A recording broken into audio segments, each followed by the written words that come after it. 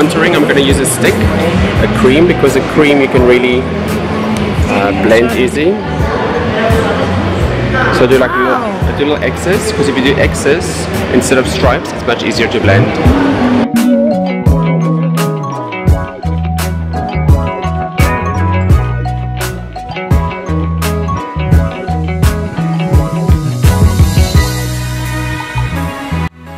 Let's contour, a little bit of bronze, a little bit of bronze.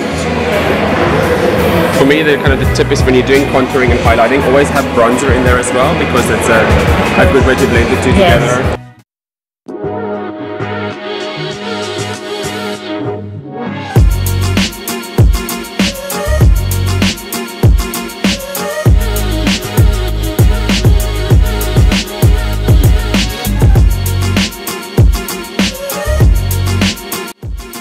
So if you have to find your cheekbone, you kind of press with your finger like this, and this is your highlight color, this is your contour color, and above on the bow.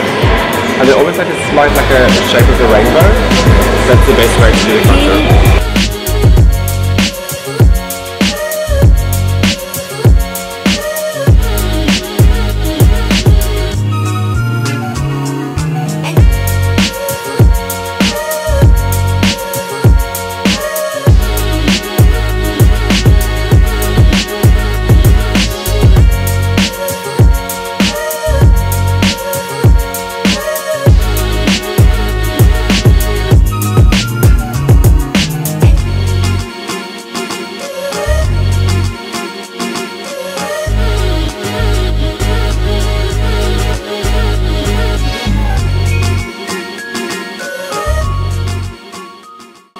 Λοιπόν, είμαι το Will, ο οποίος είναι ο International Ambassador της Smashbox.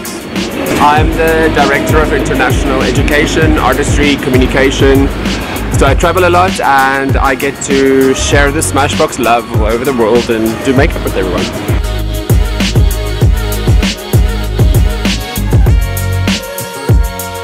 We were the first brand to launch primers, and now primers for makeup is so important, because we work in the photo studio, and whenever we do shoots, we always used to notice that by the time the person is relaxing and they start taking some good photos on the photo shoot, by that stage the makeup artist has to interrupt, to touch up the concealer, to take away the shine.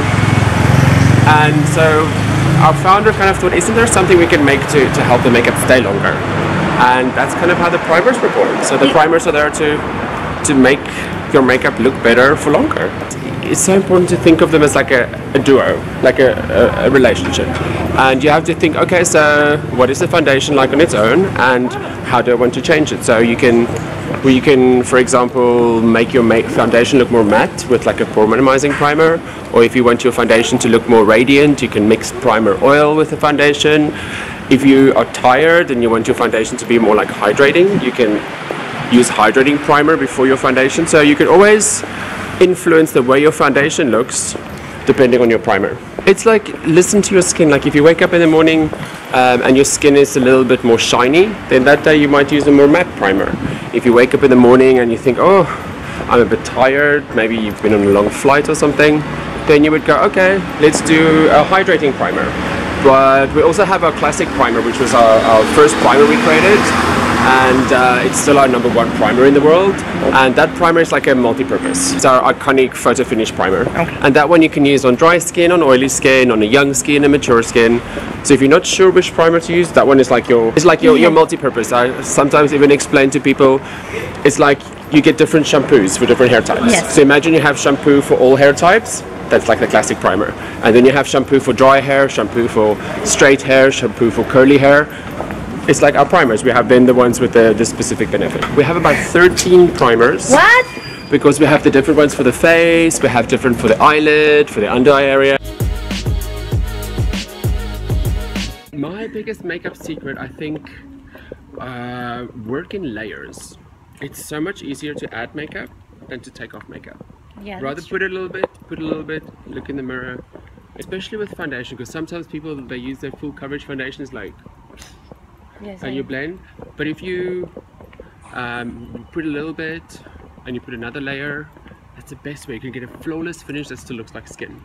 So it takes a little longer, but it's so worth it to like work layer by layer with the foundation. And I have an eyebrow tip that I always tell people. When you're doing your eyebrows, of course you're using a little mirror to do the eyebrow, but to check the eyebrow, look in a big mirror so you can see the overall picture. Because sometimes you're like, oh, there's a little hole, oh, I need to fill in there. And then before you know it, you have these very black eyebrows. Yes. So step back, look at the big picture as well. It's a good tip. Μου έχει συμβεί πάρα πολλές φορές.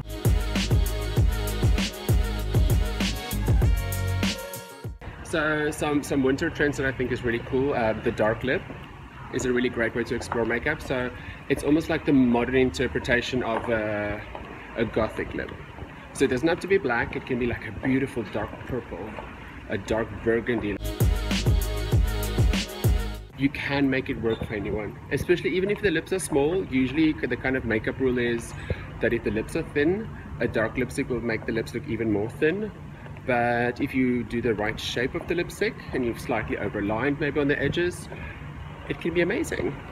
Especially now with liquid lipsticks. Liquid lipsticks is a great way to enhance the shape of the lip but still keep it natural. Matte or liquid?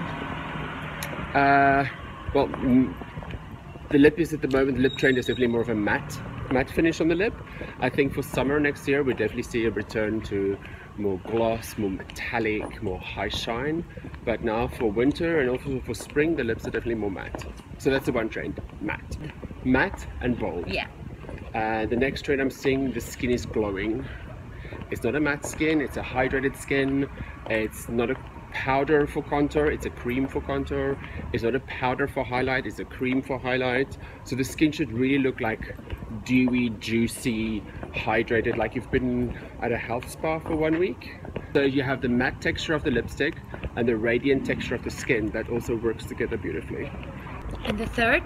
For the third, I find the eye is really soft, blended, and graphic liner is not featuring so much.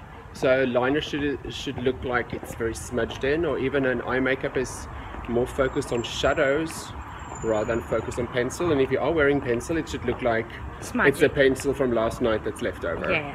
I think we'll definitely see a return to some more graphic liners in some of the future seasons. But at the moment the eye is very soft, smudged, ethereal, skin is radiant, and the lip is matte and bold. Drawing or contouring? So especially for us in Los Angeles, what I find for that typical Los Angeles skin, that kind of like red carpet ready skin, I do a combination of a subtle contour and a subtle strobe, so that you get the three-dimensional effect and the sculpted face, but it doesn't look too much of either of them. I think that's a safe way. For me, the eyebrow is textured, fluffy, full, voluptuous. So it's not thin, it's not dark. I sometimes lighten eyebrows a little bit, but the most important part of the eyebrow, you want to see the hair, that texture. So even if you're filling in the eyebrow a lot, you should never put so much product in the eyebrow that you start to lose the texture of the hair. You want to see the texture in the hair, and you also even use a brow gel or something to brush the hair up a little bit, so you can get that little bit more of a texture in the eyebrow. I think that's really good. So maybe even use an eyebrow pencil that's a little bit lighter than what you usually would use, so that you can make it thicker, because a thick dark eyebrow is too heavy, but you definitely want more thickness and more volume on the brow. So to get a natural thickness, explore an eyebrow pencil that's maybe one shade lighter than what you usually would use, so that you can make the eyebrow thicker. I think that works really well. Νομίζω ότι τα μάθαμε όλα από τον καλύτερο. Δεν έχω τίποτα άλλο να σας πω. Βλέπετε το μακιγιάζ μου. Μάθαμε και τα basics.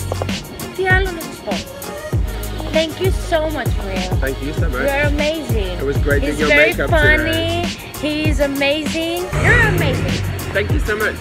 Bye. Thank you guys for listening. Bye.